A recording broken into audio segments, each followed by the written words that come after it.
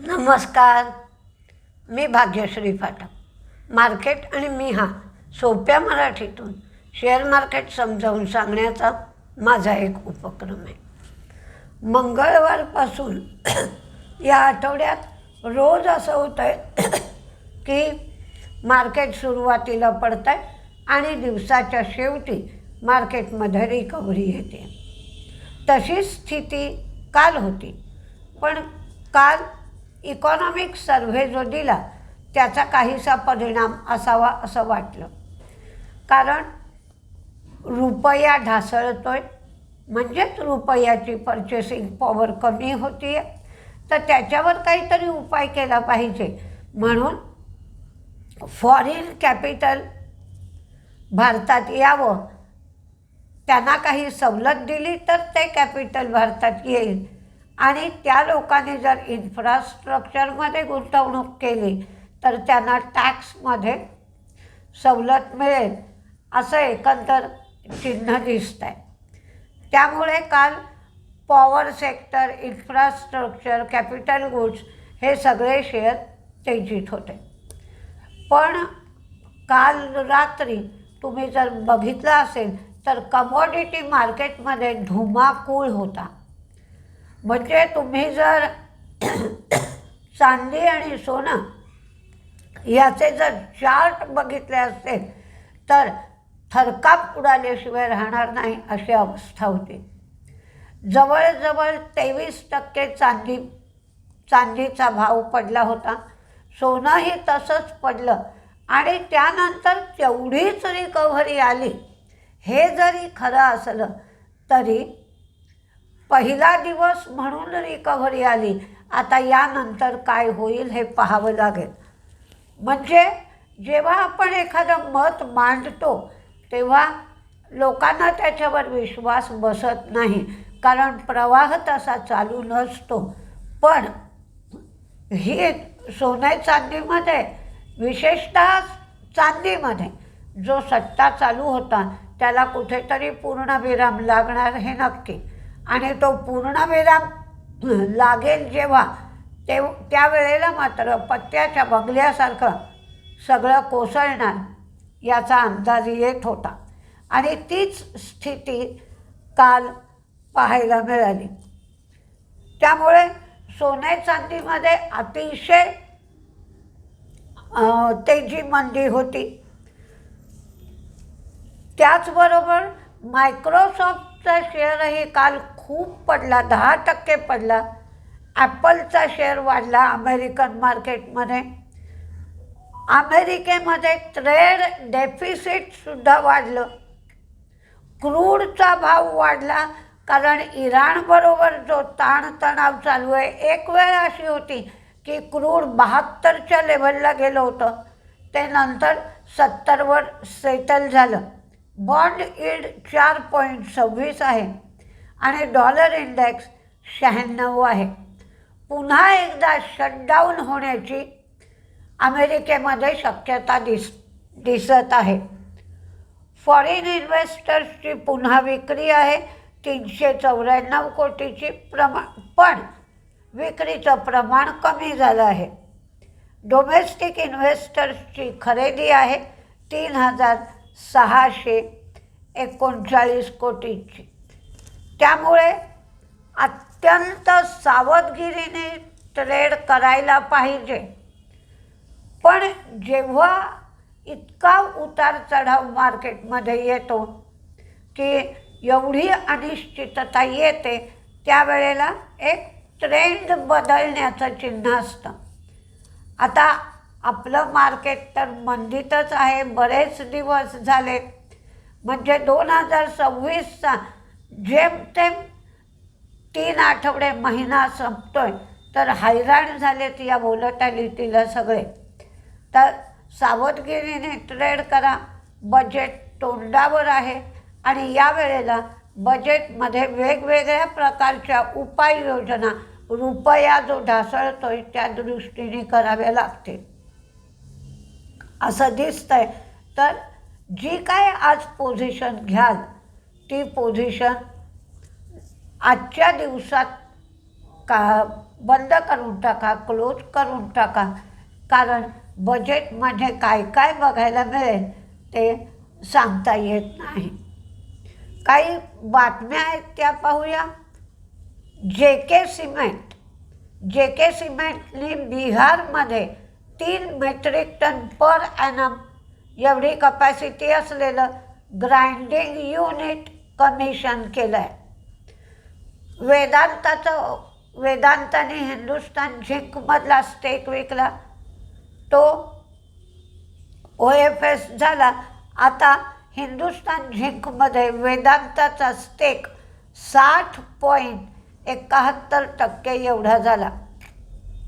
काल मी ऐकलं की इतके दिवस असं होतं की 51% गव्हर्नमेंटचा स्टेक असला की ती सरकारी कंपनी आहे असं आपल्याला समजत असेल. पण आता तो स्टेक 30% असला सरकारचा की ती सरकारी कंपनी धरावी असं काहीतरी धोरण ऐकिवात आलं, माझ्या वाचण्यात आलं.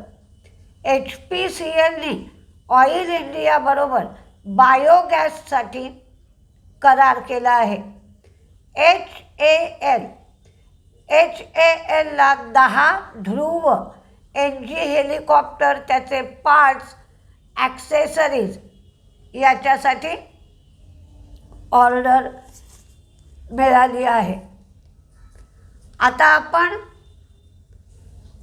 रिझल्ट्स पाहूया. रिझल्ट्स अगदी 40 ते 45 कंपन्यांचे रिझल्ट लागले आहेत. NTPC ग्रीन, त्यांचं प्रॉफिट कमी झालं आहे, रेव्हेन्यू मार्जिन वाढलं आहे. आयॉन एक्सचेंज, प्रॉफिट कमी, मार्जिन कमी, रेव्हेन्यू वाढलं आहे. आणि प्रत्येक कंपनीचा लेबर कोड बदलल्यामुळे त्याचा परिणाम प्रत्येक कंपनीच्या रिझल्टमध्ये दिसतो आहे. GE शिपिंगचा रिझल्ट चांगला आहे, प्रत्येक गोष्ट वाढली आहे. 9 रुपये डिव्हिडंड दिला आहे. वेबसॉल, WEBSOL, प्रॉफिट रेव्हेन्यू वाढलं आहे, मार्जिन कमी झालं आहे. अलाइड ब्लेंडर्स, सगळ्याच गोष्टी वाढल्या आहेत. फिनो पेमेंट्स बँक, प्रॉफिट कमी, नेट इंटरेस्ट इन्कम वाढलं आहे. पेटीएम तोट्यातून फायद्यात आली आहे, रिझल्ट चांगला आहे. इंडिजिनचं प्रॉफिट मार्जिन कमी झालं आहे, रेव्हेन्यू वाढला आहे. कोलगेटचं प्रॉफिट फ्लॅट राहिलं आहे, मार्जिन कमी झालं आहे, रेव्हेन्यू वाढला आहे. ITCचं प्रॉफिट कमी झालं आहे, रेव्हेन्यू वाढला, मार्जिन वाढलं. लेबर कोडमुळे 274 कोटी खर्च करावे लागले आणि 6.5 म्हणजे 6 रुपये 50 पैसे त्यांनी डिव्हिडंड दिला आहे. कंटेनर कॉर्पोरेशन, प्रॉफिट कमी, मार्जिन कमी, रेव्हेन्यू वाढलं, 3 रुपये 40 पैसे एवढा डिव्हिडंड दिला आहे.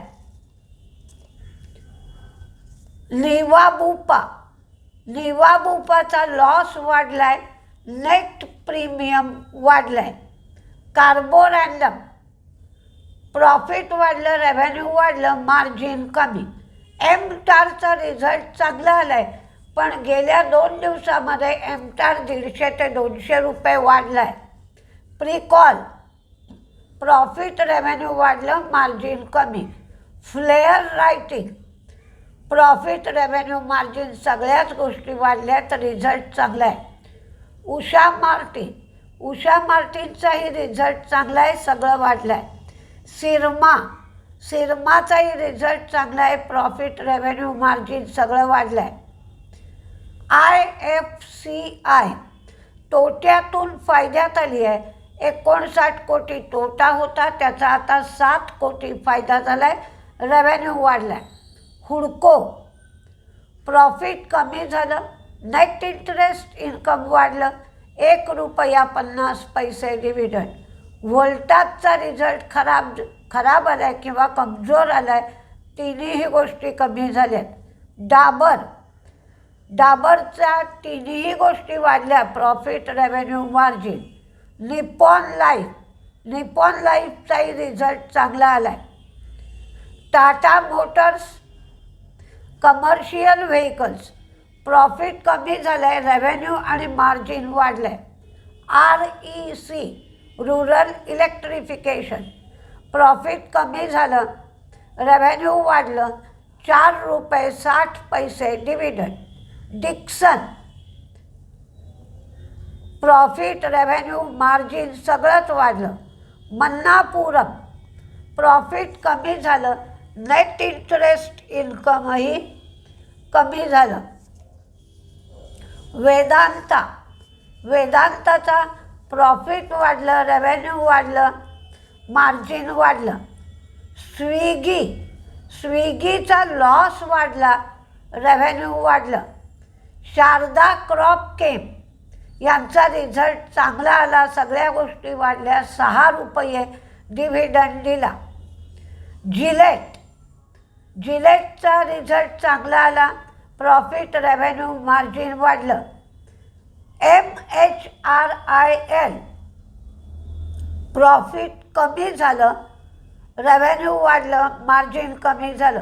अजमेरा रिॲलिटी तिन्ही गोष्टी कमी झाल्या.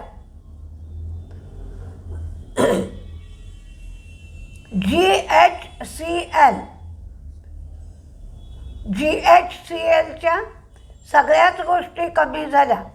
सुंदरम क्लेटन लॉस वाढला, रेव्हेन्यू कमी झाला, मार्जिन फ्लॅट राहिलं. ॲपकोटेक्सचं प्रॉफिट वाढलं, रेव्हेन्यू कमी, मार्जिन वाढलं. TD पॉवरचा रिझल्ट चांगला आला, प्रत्येक गोष्ट वाढली.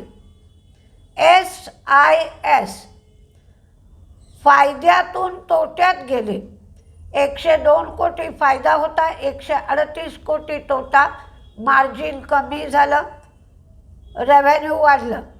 ओरिएंट सिमेंट प्रॉफिट वाढलं, रेव्हेन्यू कमी, मार्जिन वाढलं. ग्रीन लॅम्प फायद्यातून तोट्यात गेली, रेव्हेन्यू वाढलं, मार्जिन कमी झालं. सांघीचा मात्र लॉस वाढला, रेव्हेन्यू वाढलं आणि मार्जिन कमी झालं. काल आपण कॅनरा बँकेचा रिझल्ट पाहिला होता. मार्केटच्या वेळात कॅनरा बँकेचा रिझल्ट आला. रिझल्ट चांगला दिसला. नुसतं सुरुवात चांगली दिसल्याबरोबर ट्रेड घ्यायचा नाही. जेव्हा आपण बघितलं तर प्रोव्हिजन्स वाढवल्या होत्या. कुठलीही बँक प्रोव्हिजन केव्हा वाढवते? जेव्हा त्यांना काही लोन बुडतील अशी शक्यता वाटते तेव्हा प्रोव्हिजन वाढवते. तर प्रोव्हिजनही वाढलेल्या दिसल्या, स्लिपेजेसही वाढलेली दिसली. त्यामुळे कॅनरा बँकेचा रिझल्ट वर करणे चांगला दिसूनही शेअर पडला. दीपक फर्टिलायझर प्रॉफिट कमी झालं, रेव्हेन्यू वाढलं, मार्जिन कमी. ब्लू स्टारचं प्रॉफिट कमी, रेव्हेन्यू वाढलं, मार्जिन फ्लॅट राहिलं, ₹7.5 dividend. KPIT technology ₹2.25 dividend, profit कमी, रेव्हेन्यू वाढलं, मार्जिन कमी. TTK प्रेस्टीज प्रॉफिट कमी झालं, रेव्हेन्यू वाढलं. IEX प्रॉफिट वाढलं, रेव्हेन्यू वाढलं, मार्जिन कमी झालं, ₹1.50 डिव्हिडंड. अपोलो पाईप ही फायद्यातून तोट्यात गेली. 6 कोटी फायदा होता, त्याचा 8 कोटी तोटा झाला. Equitas small finance bank profit वाढलं, नेट इंटरेस्ट इन्कमसुद्धा वाढलं. NPA दोन्ही ग्रॉस आणि नेट NPA कमी झाले. बालाजी एमाइन्स प्रॉफिट कमी झालं, रेव्हेन्यू मार्जिन वाढलं. स्कीपरचा रिझल्ट चांगला आहे, प्रॉफिट वाढलं, रेव्हेन्यू वाढलं. जिलेट प्रॉफिट वाढलं, मार्जिन वाढलं. अडाणी पॉवर प्रॉफिट कमी, रेव्हेन्यू कमी. कोरोमंडल प्रॉफिट कमी झालं, रेव्हेन्यू वाढलं, मार्जिन कमी झालं. 9 रुपये डिव्हिडंड. गो फॅशन ते टेंडर रूटनी बायबॅक करणार आहेत. 460 रुपये बायबॅकची प्राईस आहे, पण रिझल्ट मात्र चांगला आला नाही. प्रॉफिट, रेव्हेन्यू, मार्जिन तिन्ही गोष्टी कमी झाल्या. मार्केटमध्ये व्होलॅटिलिटी असेलच. चांदी आणि सोन्यामध्ये काल जो गोंधळ झाला तो मी तुम्हाला सांगितला. एखाद वेळेस तुम्ही जागे असताना रात्री चार्ट बघायला काय 5 सेकंद पुरतात, फक्त ओपन करायला वेळ लागेल तेवढा. जर नजर मारली तर काय गोंधळ झाला आहे फॉरेन मार्केट्समध्ये, कमॉडिटीमध्ये, तो लक्षात येईल. आता क्रूड वाढायला सुरुवात झाली आहे आणि चांदी सोन्यामध्ये काहीसा, जे चांदी सोनं रोजच वाढत होतं त्याच्यामध्ये गोंधळ सुरू झाला आहे असं दिसतं आहे. एकंदरीत हा अनुभव म्हणून सगळा लक्षात ठेवा की पुढे मागे तुम्ही जर कायमसाठी मार्केटमध्ये राहाल तर हा अनुभव म्हणून तुमच्या लक्षात येतो आणि त्यावेळेचा ट्रेड घेताना याचा उपयोग होतो की जेव्हा ताणतणावाची परिस्थिती असते तेव्हा कोळसा, सगळ्या प्रकारचे धातू, क्रूड या सगळ्या गोष्टीमध्ये हळूहळू तेजी येत राहते आणि त्या तेजीच्या संबंधातले शेअर वाढतात हे तुमच्या लक्षात येईल. त्यामुळे अनुभव म्हणून हे जे आत्ता घडतं आहे ते लक्षात ठेवा. पुढील काळामध्ये तुम्हाला याचा उपयोग होऊ शकतो. नमस्ते.